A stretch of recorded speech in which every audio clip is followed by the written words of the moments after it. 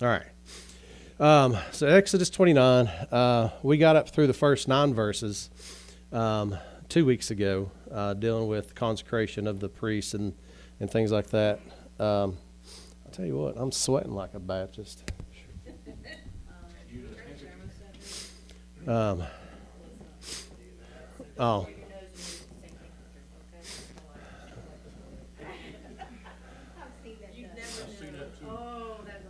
No, I've got 2 different ones for that. So, yeah. Well, they would know. Huh? Do what? What? Sweating? No, it's. I feel like I need me a hanky up here. Yeah. We'll just. What happened? Anyway, all right. Enough tomfoolery. Exodus 29. In chapter 29, verse 10, we start getting the order of the sacrifices. And we'll see some of those things as we go through. So let's just read the first couple verses and then we'll get going. Thanks for turning that up. Verse 10. And thou shalt cause a bullock to be brought before the tabernacle of the congregation, and Aaron and his sons shall put their hands upon the head of the bullock, and thou shalt kill the bullock before the Lord by the door of the tabernacle of the congregation. And thou shalt take of the blood of the bullock, and put it upon the horns of the altar with thy finger, and pour all the blood beside the bottom of the altar. And thou shalt take all the fat that covereth the inwards, and the caul that is above the liver, and the 2 kidneys, and the fat that is upon them, and burn them upon the altar.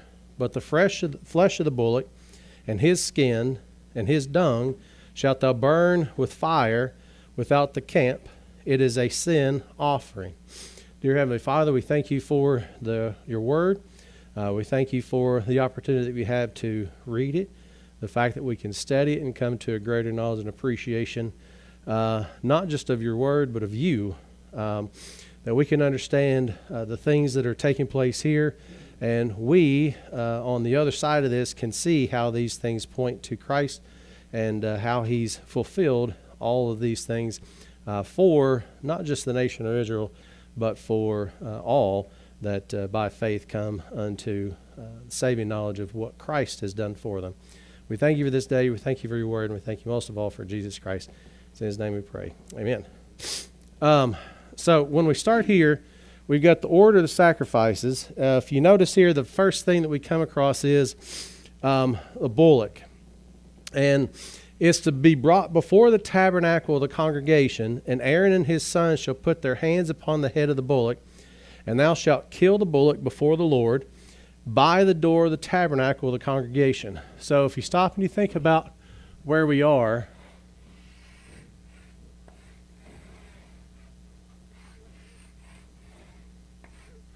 and we've talked about, we've got the layout of all that, and we talk about, the north, south, east, and west. And so then one of the things we first notice here, it says in verse 10, and thou shalt cause a bullock to be brought before the tabernacle of the congregation, and Aaron and his sons shall put their hands upon the head of the bullock, and thou shalt kill the bullock before the Lord by the door of the tabernacle of the congregation. So where is all this going to be taking place? Here's our door, right? So where's all this going to be taking place? At the door, right? And then one of the first things that we see that we get there is the altar here. Notice verse 12, and thou shalt take the blood of the bullock and put it upon the horns of the altar with thy finger, and pour all the blood beside the bottom of the altar. So that's this place right here, right? And verse 12, you notice he says, pour all the blood beside the bottom of the altar. So where's the blood going to be? Beside the altar there, right? in the bottom of it, or beside the bottom of the altar. And thou shalt take all the fat that covereth the inwards, and the caul that is above the liver, and the 2 kidneys, and the fat that is upon them, and burn them upon the altar. So all that stuff's going to go where? In that altar. Now, verse 14. But the flesh of the bullock, and his skin, and his dung, shalt thou burn with fire without the camp. It is a sin offering. So what are they going to have to do with all that stuff? They got to take it outside, right? So that's going to be outside the camp. They're going to be taking all that stuff to burn all that. Verse 15. So that's the bullock. Verse 15. Thou shalt also take 1 ram, and Aaron and his sons shall put their hands upon the head of the ram, and thou shalt slay the ram, and thou shalt take his blood, and sprinkle it round about upon the altar. So where's the blood of the ram going to go? Sprinkle it upon the altar, right? And it's interesting. He says, take the blood and what? Sprinkle it around upon the altar. Verse 17, and thou shalt cut the ram in pieces, and wash the inwards of him and his legs, and put them upon unto his pieces and unto his head, and thou shalt burn the whole ram upon the altar. It is a burnt offering unto the Lord. It is a sweet savor, an offering made by fire unto the Lord. So what's interesting is you've got a sin offering that's outside the camp, right? Where's this one taking place?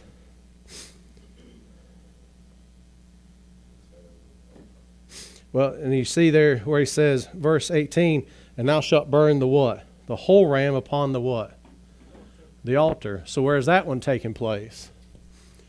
Inside. Now, what's this one called? It's called a what? A sweet smelling savor. This one was what? Sin offering. Notice it doesn't say that one's a sweet smelling savor, right?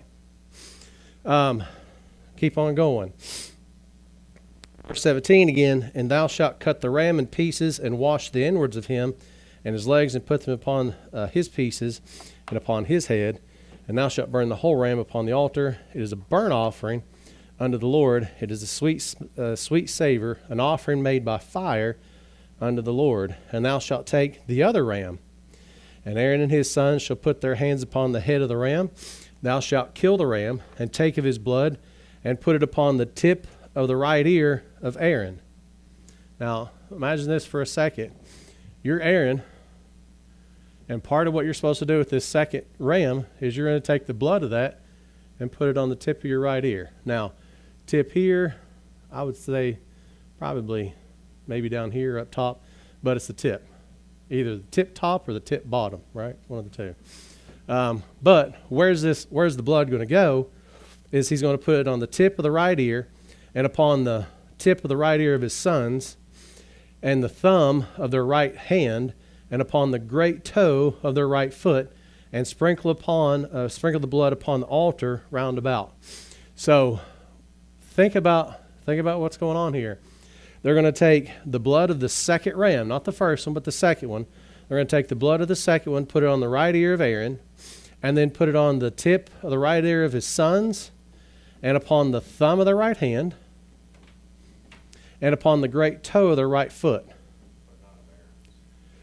The way I would read that is it would be his sons. Now, could it have possibly been Aaron as well? Maybe, but the way that it reads is you put it upon the right ear of his sons, and upon the thumb of their right hand, and upon the great toe of their right foot.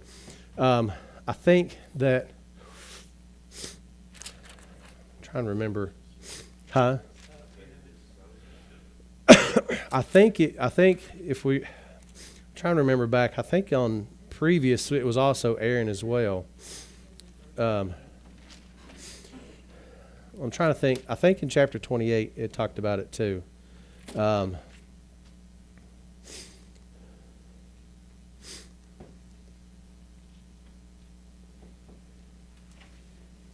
Because in verse 20 we've got that. When I'm thinking, for some reason I was thinking we'd seen that previously, but it would have been Aaron as well. But I can't remember. unless that was something that we taught previously over in Leviticus, maybe. Because I remember us talking about that before. I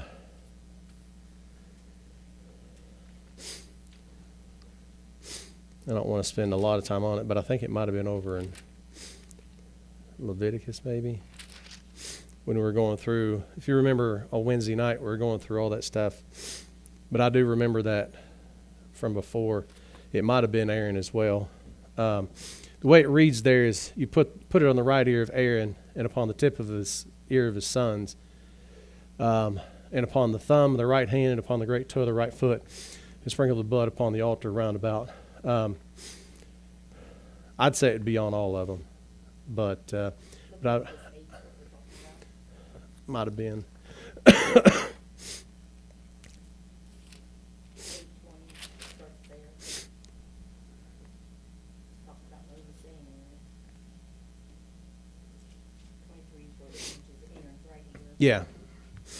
Yeah, that's what it was. I knew it was somewhere. We talked about it, but I couldn't remember when it was. So yeah, Leviticus 8:23, having the blood applied from the ram. Leviticus 8:23, and he slew it, and Moses took the blood of it and put it upon the tip of Aaron's right ear, and upon the thumb of his right hand, and upon the great toe of his right foot. And he brought Aaron's sons, and Moses put the blood upon the tip of their right ear, and upon the thumbs of the right hands, and upon the great toes of the right feet. Yeah. So I was thinking we'd seen that before. The way it reads in Exodus, you could see that it would be maybe the sons, but I was thinking somewhere we'd read that before, so that was Leviticus 8. So thank you for that. One thing I've learned not to do lately is trust my brain. And that's unfortunate, but thank you. So back over in Exodus 29, so we see that would be them. Now, verse 21. And thou shalt take of the blood that is upon the altar, and of the anointing oil, and sprinkle it upon Aaron, and upon his garments, and upon his sons, and upon the garments of his sons with him, and he shall be hallowed, and his garments, and his sons' garments with him.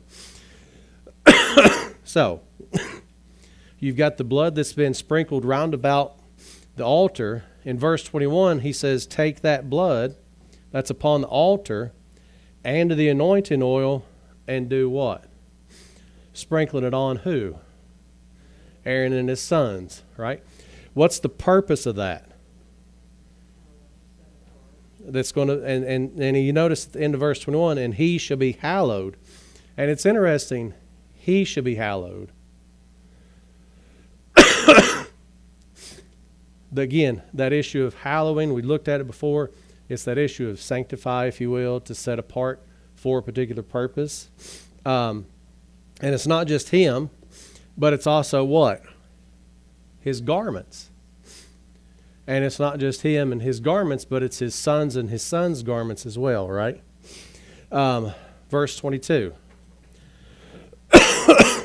Also thou shalt take of the ram the fat and the rump, and the fat that covereth the inwards, and the caul above the liver, and the 2 kidneys, and the fat that is upon them, and the right shoulder, for it is the ram of consecration. So this is the second lamb, right, that we're dealing with. So we're taking those parts. It's going to be the ram of consecration. Verse 23. And 1 loaf of bread, and 1 cake of oiled bread, and 1 wafer out of the basket of the unleavened bread that is before the Lord. And thou shalt put in all the hands of Aaron and the hands of his sons, and shalt wave them for a wave offering before the Lord. And thou shalt receive them of their hands, and burn them upon the altar for a burnt offering, for a sweet savor before the Lord is an offering made by fire unto the Lord. So you see this wave offering is with the loaf of bread, the cake of oiled bread, the wafer out of the basket of the unleavened bread. This offering here, and again, we'll see this again over in Leviticus, you've got this wave offering. You don't see blood involved there. because there is no blood with the bread and all that stuff, right? But it's interesting because you're going to see there's some offerings that are going to be blood offerings and some that are not. And this is one. And again, you notice in verse 25, and thou shalt receive them of their hands and burn them upon the altar for a burnt offering. Again, where's that one taking place? Is over here. And again, you notice it's for a sweet savor before the Lord, is an offering made by fire unto the Lord. So what's interesting is the two that we've seen so far that's taking place here, they're both what? Sweet smelling savors.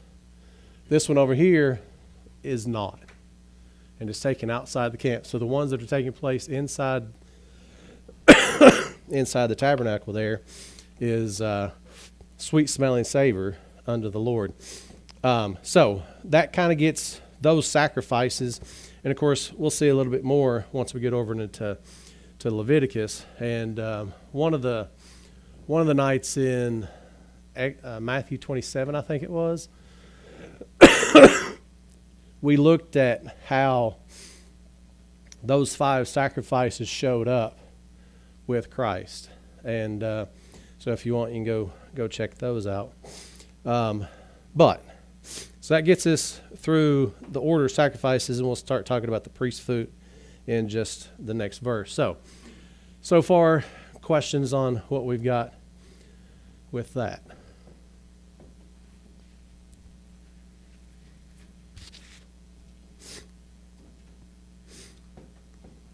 All right. Verse 26. I can't wait for this to go. Anyway. Verse 26. And thou shalt take the breast of the ram of Aaron's consecration. So which ram is that? First one or the second one? Second one, right? And thou shalt take the breast of the ram of Aaron's consecration and wave it for a wave offering before the Lord, and it shall be thy part. So who does that belong to is who? Aaron. And it would be Aaron and his sons too, right?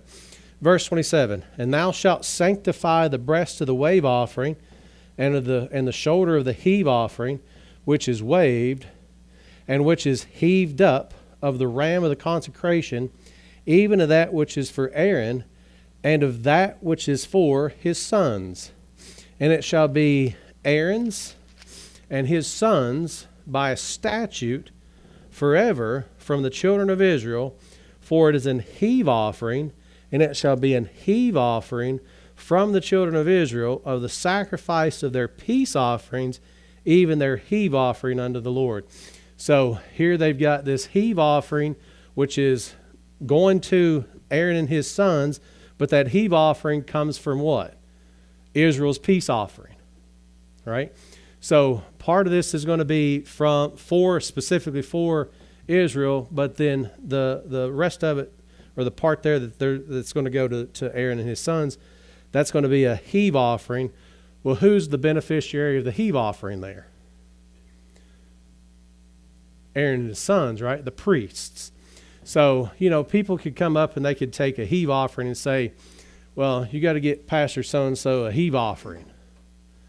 Because who's that go to? It goes to the priests, right? And people do that stuff all the time, unfortunately. But it's a peace offering for Israel, and then that becomes a heave offering because it's going to go to Aaron and his sons. Verse 29. And the holy garments of Aaron shall be his sons after him, to be anointed therein, and to be consecrated in them. Now, there's some really interesting things about that. The holy garments that Aaron and his sons have, they're to be anointed therein. So where's their anointing is because they're what? Covered by that holy garment. Now again, there's a bunch of stuff we could do with that. We could talk about, he's not talking about that here, but when we're placed into Christ, what is it that we have is we put off the old man and we put on the new. And once we have the new put on, what happens? We're perfect and holy and righteous and all that, even though we do mess up and do things. But because we're in Christ, we have that, and we've put him on, we put on his armor and all that. There's a bunch of stuff we could get into that, but that's not what he's talking about here, all right? But what is it that we see is they're anointed therein and to be consecrated where? In them, right? And he's talking about the garments there. Verse 30, and that son that is priest in his stead shall put them on 7 days when he cometh into the tabernacle of the congregation to minister in the holy place. And it's interesting, you see that there, verse 30, and that son that is priest in his stead. So you've got basically a substitute priest for if Aaron's not there, some reason Aaron's not able to do that, they have his son. One of the sons is going to do what? Be there in his stead and do that. And what does he have to do? Is he has to be in those holy garments for 7 days, right? So put them on 7 days when he cometh into the tabernacle of the congregation to minister in the holy place. And of course, that's what? Over here. Now, verse 31. And thou shalt take the ram of the consecration and seethe his flesh in the holy place. Now, that first bullock, remember the first bullock, where did his flesh go? Outside. So here we see in verse 31, and thou shalt take the ram of the consecration, which again is that second ram, right? And seethe his flesh where? In the holy place. So where's that going to be taking place is over here. All right. Verse 32. And Aaron and his sons shall eat the flesh of the ram and the bread that is in the basket by the door of the tabernacle of the congregation. And they shall eat those things wherewith the atonement was made to consecrate and to sanctify them. But a stranger shall not eat thereof, because they are holy. Now, what you've got is, who would the stranger in this particular case be? Non-Hebrew, non-Israelite, Gentiles, right?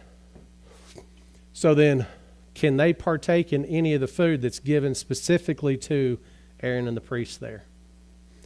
No. Well, they're going to be partaking of other things, but not that one, right? But this one, where it's specifically set aside for Aaron and the priests,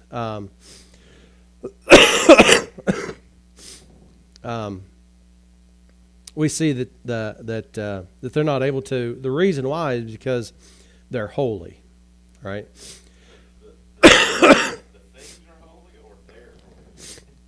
Yes. To consecrate. Yeah. It says to consecrate them. Does it mean the things? Or does it mean? It'd be both, because it's that whole process, right? That whole process. The fact that they're doing this according to God's design, he's saying, here's how you have to go about doing this. And it's interesting because when you go through this, and of course you've got they're going to see this flesh in the holy place in verse 31. They're going to take and eat the flesh of the ram and the bread that's in the basket by the door of the tabernacle. And of course, you can get into bread's going to be dealing with. You can talk about the fact that it's scripture, and we can go through all that stuff as well. But verse 33 says, and they shall eat those things wherewith the atonement was made. So the things that they're eating is what made the atonement, right? To consecrate and to sanctify them. They've already done that, so it would be both of those. So them and the thing that made the atonement would be sanctified and consecrated. They made the atonement too. They did the action of it, yeah. Because of what they're doing with the bullocks and the rams and all that so far. Back in verse 29, whenever it says they have to be consecrated, does it mean to Well, the garments themselves, yes. It's saying in them, meaning they're gonna, you gotta have those on. If you don't have those on, that's why if Aaron's not there and one of the sons takes his place, his son has to have that garment on for 7 days because it's in the garments. That's what makes them sanctified and holy, yeah. Being in the garments. Yeah. Yeah. Because sometimes when it says in them, it's like the garments are like, it physically means in the garment. Yeah. And there was another place, so, I forgot. You're fine. You'll think of it. But again, it's one of those things like in verse 29, in the holy garment. So here's the thing. What do we know about the garments? According to that verse, they're what? They're holy. The garments are, because they've been fitted and made the way that God said to make them, right? He says, and the holy garments of Aaron shall be his sons after him to be anointed therein and be consecrated in them. Because they've built it the way that God designed it to be made or fashioned, put together. And again, we think back when God created the heaven and earth, and he said, this is good. He's saying it's matching the blueprint, matches the pattern, and it's good. All right? Same type of thing here. And if they're doing the things they're supposed to be doing with the garments themselves is what's going to make them consecrated. Yeah. There should be light. That's a good question. Let's see, where'd we get? Verse 34. All right, we finished up 33. Verse 34. And if aught of the flesh of the consecrations or of the bread remain until the morning, then thou shalt burn the remainder with fire. It shall not be eaten because it is holy. So again, what do we see about the food there, whether it's the flesh or the bread? He says what? If it's not eaten, burn it up because they are holy, right? Verse 35, and thus shalt thou do unto Aaron and to his sons according to all things which I have commanded thee. 7 days shalt thou consecrate them, and thou shalt offer every day a bullock for a sin offering, for an atonement. Now, you stop and you think. He says, and thou shalt offer every day a bullock. Well, that's the first thing we started off with, right? You're going to cause a bullock to be done, and what's going to happen to that is it's what? It's out here. So it's taking place here, and then they take all the flesh and all the stuff out here, burn it for the sin offering. And we see here in verse 36, and thou shalt offer how often? Every day. Right? And we've said it before. At the door, you're going to have, it's a bloody mess. And there's a bunch of stuff we can get into with that too. Because Christ is the door, he's the way. We understand what took place with his blood. And again, all kinds of things we can get with that. But verse 36, and thou shalt offer every day a bullock for a sin offering for atonement, and thou shalt cleanse the altar when thou hast made an atonement for it, and thou shalt anoint it to sanctify it. So once they do all this and they take the sin offering out and they do all the stuff they're supposed to do there, what are they going to do with that? Clean it. Well, but the issue is once they're doing that on there, once they're done with it, what are they supposed to do? He says, and thou shalt cleanse the altar when thou hast made an atonement for it, and thou shalt anoint it to sanctify it. So what are they having to do with that? With the altar each time? Well, so the thing is, they're going to have to wash it, right? But once all that stuff's applied, it will be. And so when they clean it, what do they know they're going to have to do the next day? Same thing. Blood, cleanse it. Blood, clean it. Blood, clean it. And that's just the one. Yeah. And so then when you think about that, and again, it's one sin offering every day, and that one sin offering would be for who? The whole nation. Right? There's one every day, and that's for the whole nation. And so then, when people want to go get short account systems, you're saved, but you have to ask for forgiveness. That's where they come to get this stuff, because you have to do it daily. Right? You have to get a sin offering or ask for forgiveness for sin every single day. And that's where they get that stuff from, that short account system. Because was it a short account system? Blood's applied, it's washed, and then what has to happen the next day? Blood applied, washed, and then over and over again, right? But what they're supposed to do is they do that, and then they're going to what? Anoint it to sanctify it. Right? Verse 37. 7 days thou shalt make an atonement for the altar and sanctify it. And it shall be an altar most holy. Whatsoever toucheth the altar shall be holy. Which is one of the reasons why you can't have just anybody coming in and touching the altar doing that work, right? Because they're going to have to be able to do that. Because he says, whatsoever toucheth the altar shall be holy. So once they put blood on the altar, what happens to the blood? It becomes holy, right? So then every 7 days they do this special atonement for the altar itself. So they do a sacrifice for the altar. 7 days thou shalt make an atonement for the altar and sanctify it. Once every 7 days? So I'm thinking it's every day. Every day for the 7 days, yeah. Just based on what's going on. That's 2 sacrifices then at least. Well, I think he's just saying 7 days you're doing this. It's every day. Okay. And it's just reiterating. It's a daily thing. What's interesting about that is that 7 days.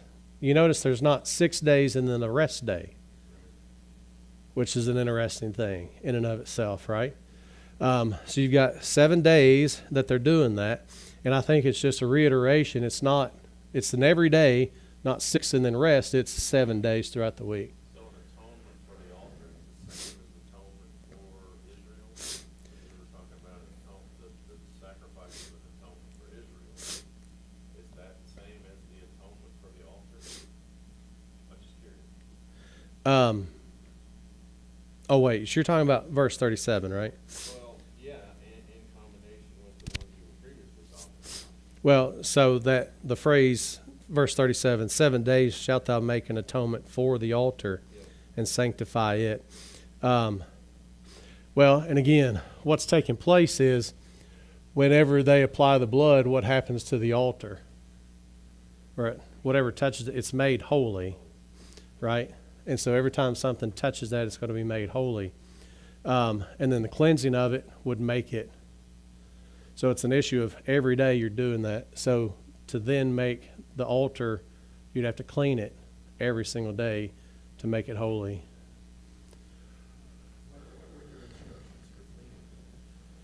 Well, we'll see that a little bit later on. But so you got to think, what else is in this inner court here? The laver of brass. And there's water that's going to be there too. But we'll see some of those things a little bit as we go through too. But we see what they're doing is it's a daily thing. They apply the blood, clean it to sanctify it, to anoint it. They anoint it to sanctify it. And they're doing that every day throughout the week. And then he says at the very end of verse 37, whatsoever toucheth the altar shall be holy. And again, that's one of the reasons why a lot of people say, come to the altar. And it's the little stage and all that stuff. And yeah, and they would be. You got everybody else that would do their sin offerings during the week as well. Well, you've got the bullock, which is the sin offering.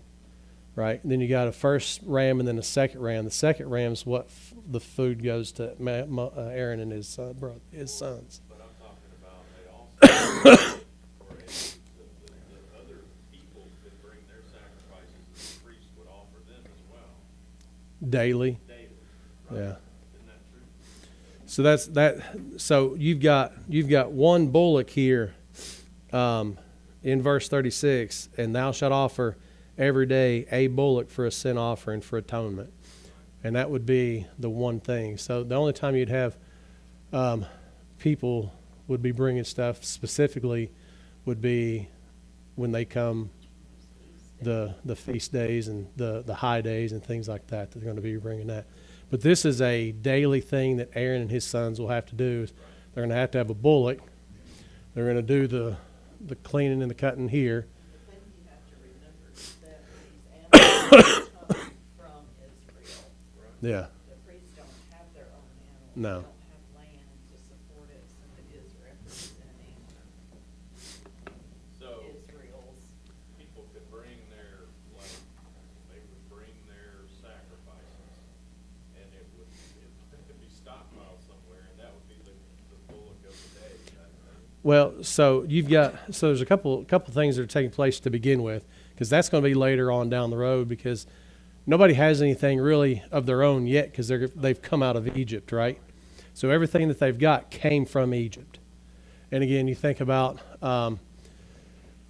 what is it that they end up making is a cow when Moses is gone for too long of a period of time, and we got all that stuff. And it's interesting that you've got a bullock, which is the first one that we talk about here. So all that stuff would be coming from Egypt. Now later on down the line, everybody's going to have their own stuff that they're going to be able to bring. So then you've got the nation spread out.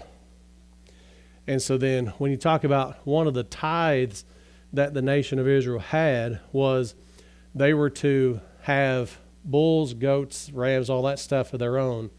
And if they're not capable of taking it down to Jerusalem, they sell it where they are, get the money, go down to Jerusalem and purchase the sacrifice that they need. So they're going to have a bunch down here. And so then part of their tithe, the only time tithe ever connects to money is that situation. And that one time where they can't physically get all their animals down because they're from a far distance, right? And they're going to make this trek once. And so then they're going to sell their stuff to other people, take that money, come down to Jerusalem and buy from them. And so then when you've got Christ goes in and kicks over the table, the money changers, what they're doing is they're selling people their sacrifice, but then they're saying, okay, this one's yours. We're going to put our hand on its head. This one belongs to you. We're going to move it off to the side. And then 10 people later, it's that same goat or ram or bull or whatever. They're going to say, all right, give us your money. We're going to lay our hand on its head and say, this one has your name on it. They're selling the same one over and over and over again because they found a way to manipulate what God's doing. And they're trying to, and that's that filthy lucre and all that stuff too. So later on, they would have their own that they would be able to bring. At this moment, when they're first implementing it, everything came from Egypt.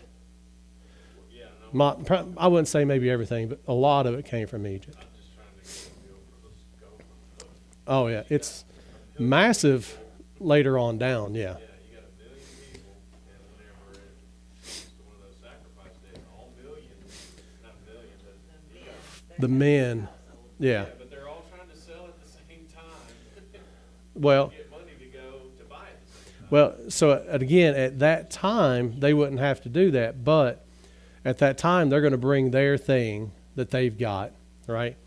And you would have the head of the house would be the one to take it. So even if you have 2 million people, you might have less than that actually, because, say half of that would be women, and then half and half, say about a quarter of it. So still, you got 200 some odd thousand people, 300,000 people that are bringing a sacrifice. Yeah. At a given time, within a month. Within a period of time, yeah. because you've got, and all that stuff's taking place here. And, At one point, that's the bottleneck, that gate. yeah, Going into the- yeah. They have to sacrifice all those animals. And again, you think there's a bunch of things we can do with that. Narrow is the way, right? Right? And so we can get in, there's all kinds of stuff we get in with that. Solomon, whenever he's inaugurated or whatever, he gives like 3,000 bullocks to be sacrificed. To say that there's times when it says that they do it around. They would have to. They would, yeah.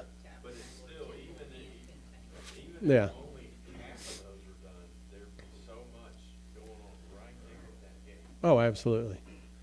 Because it still has to go through it to do all the things it's supposed to do as they go through the process, right? But yeah, do you have a question, David? Oh, I thought you had your hand up. But no, that's good stuff. And again, we could spend tons of time on that stuff too. But verse 38. Now this is that which thou shalt offer upon the altar, 2 lambs of the first year, day by day continually. So we've got what? We've got a bullock, we got a ram 1, ram 2, and now you've got what? 2 lambs. And they're not just 2 lambs, but 2 lambs of the first year, right? So these are babies, if you will. The one lamb thou shalt offer in the morning, and the other lamb thou shalt offer at even. So now you've gone from just bullock, ram, and ram. Now you've got lamb in the morning and the lamb in the evening, right? And with the one lamb, a 10th dill of flour mingled with the 4th part of it, of an hin of beaten oil. And the 4th part of a hin of wine for a drink offering. And the other lamb thou shalt offer at even, and shalt do thereto according to the meat offering of the morning, and according to the drink offering thereof, for a sweet savor, an offering made by fire unto the Lord. And again, what do we notice about the 2 lambs offerings? They're also what? Sweet smelling savors. Verse 42. This shall be a continual burnt offering throughout your generations at the door of the tabernacle of the congregation before the Lord, where I will meet with you to speak there unto thee. And there I will meet with the children of Israel, and the tabernacle shall be sanctified by my glory. And I will sanctify the tabernacle of the congregation and the altar. I will sanctify also both Aaron and his sons to minister to me in the priest's office. And I will dwell among the children of Israel, and will be their God. And they shall know that I am the Lord their God, that brought them forth out of the land of Egypt, that I may dwell among them. I am the Lord their God. The whole purpose of all the sacrifices, the whole purpose of all the garments, the whole purpose of the whole tabernacle is for what? That they know that I am God. Not just God, but the God that brought them out of Egypt. Now, again, when we start thinking about those things, that's the purpose, and we see that's why he's doing that. And so then he says he's going to dwell among the children of Israel, and he's going to be their God. And again, the purpose is to set them aside to show every other nation that if you have God with you, you're something special. Right? His whole point of separating the nation of Israel, really starting off with Abram, to this point is to do what? Set them aside for a particular purpose to show them this is what it looks like to have a nation that has God as their God.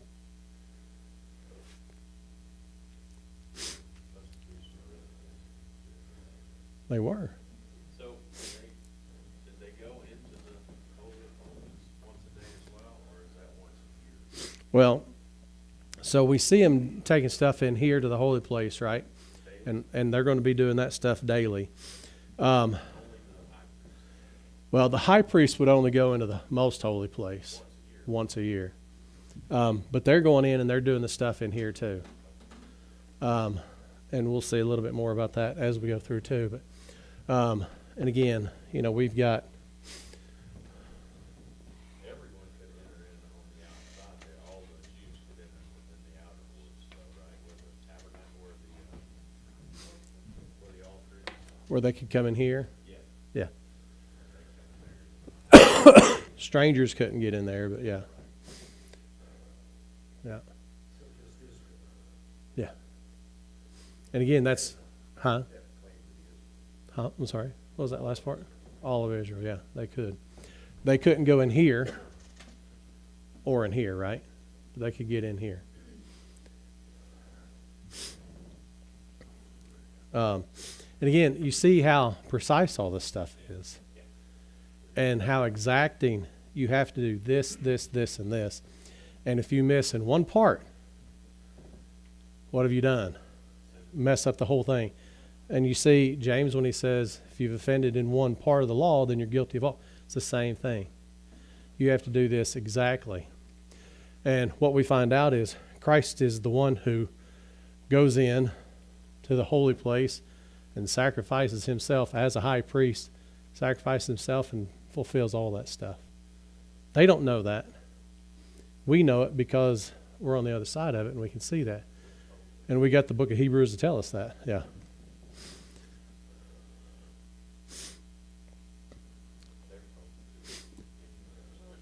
Eventually, yeah. Well, they are now. Yeah. Relationship with God, so they really were no part of this at all. Mm-mm. You absolutely, as a Gentile, would have to convert to Judaism and be circumcised, And have to do all the things, even partake of that. yeah, Get to go in the gate. just to be a part of the nation. Yeah. And so Gentiles were always outside of that, so Paul doesn't really talk to us in those terms about No. how it applies to us. Yeah. That's what I've always been fascinated by the tabernacle, and I've spent a bunch of years looking through it and studying it, and it's just, even then, it's like, there's just so much, but sometimes the daughters of priests would, yeah. They Um, ate, their families there- ate yeah. that. They had no other food, they came into the holy place. Yeah. So that's one of the things we saw there is they're doing that in the holy places where they're eating. So it is very specific for the, Well, it would have been their family too, yeah. they have wives, they have and all of their income comes from the tithe of the land. Yeah. And that's part of what that second bullock is set up for, is it's food for them because they don't have they don't have land to raise cattle on or raise lambs or raise rams or lambs or anything like that. The other people start bringing their stuff, they eat that, right? Or does, when it talks about the two lambs, are they completely burned up, or do they Yeah, get? that's completely burned. Yeah, that is, yeah. If it says they're a savor, then how is it? Um, Savor to the Lord, offering made by fire unto the Lord, yeah, that means it's completely burned up. yeah. That would take time. It would. And again, all that's taking place inside again, right? Right? Inside the main. Inside, yeah. There's another altar on the outside, or is it just like a? Well, so where they burn all that stuff, yeah, it's not an altar out there, because the part, and it's interesting to me. It's just interesting because the flesh of the bullock and dung and all that stuff comes out here, and they burn it. It's a big pile, right? But the only part of it that he wanted is the fat and the blood and all that stuff here, and there's, yeah. But I mean, again, you can start thinking about stuff with that too. Like the flesh is taken out and destroyed, right? And the dung is taken. And so when Paul says, I count those things but loss and I count them but dung, he's saying, he's thinking, because as a Pharisee, he's got all this stuff in his brain. So it's all out there. And everything that I think that I can do is out there with the flesh. It's gone. Well, they also in